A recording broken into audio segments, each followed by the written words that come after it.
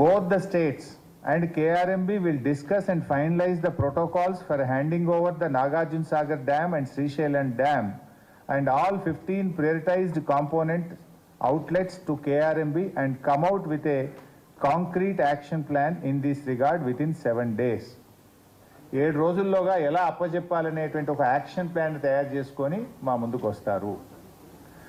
Both the states will hand over the 15 prioritized components outlets of Nagarjuna Sagar project and Srisailam project to KRMB within 1 month time period. ఒక్క నెల రోజుల్లోగా ఈ 15 outlets ను KRMBకి అప్పచెప్పడం జరుగుతుంది. ఇది మినిట్స్ ఆఫ్ ద మీటింగ్. మూడవది, CRPF will keep a strict vigil on the dam site and will allow the engineers officials from Government of AP and Government of Telangana to enter the premises of Nagarjuna Sagar Dam only after the permission of KRMB. Telangana Andhra engineers ఎవరన్నా dam మీదకి పోవాలంటే KRMB అనుమతి తీసుకున్న తర్వాతనే CRPF పోలీసులు మిమ్మల్ని అనుమతిస్తారు. Number 4, both the states will immediately release the funds to KRMB for this financial year and the dues of yesterday's in order to enable KRMB to fulfill their statutory obligations.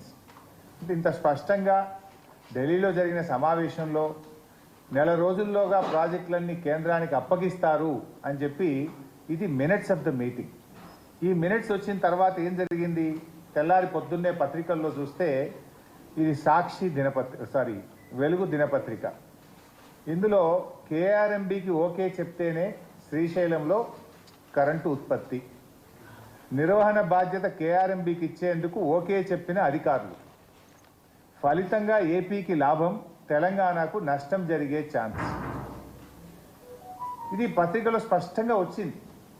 వచ్చిన మరుసటి రోజు 18వ తేదీ రాష్ట్ర ప్రభుత్వం ఏమైనా స్పందిస్తుందేమో నేను వెయిట్ చేసిన. ప్రభుత్వం నుంచి ఖండన లేదు, స్పందన లేదు. అదేవిధంగా ఇంకొక దినపత్రిక సాక్షి దినపత్రిక, ఇది మరుసటి రోజు 18వ తేదీ కృష్ణా జలాల హక్కుల పరిరక్షణలో ఫలించిన సీఎం జగన్ కృషి, అంటే ఆంధ్రప్రదేశ్కు మేలైందని చెప్పి జగన్ విజయవంతంగా ఆంధ్రప్రదేశ్కు లాభం చేసిండని చెప్పి సాక్షి దినపత్రిక రాసింది. నెలలోగా ఉమ్మడి ప్రాజెక్టులు కృష్ణా బోర్డు చేతికి.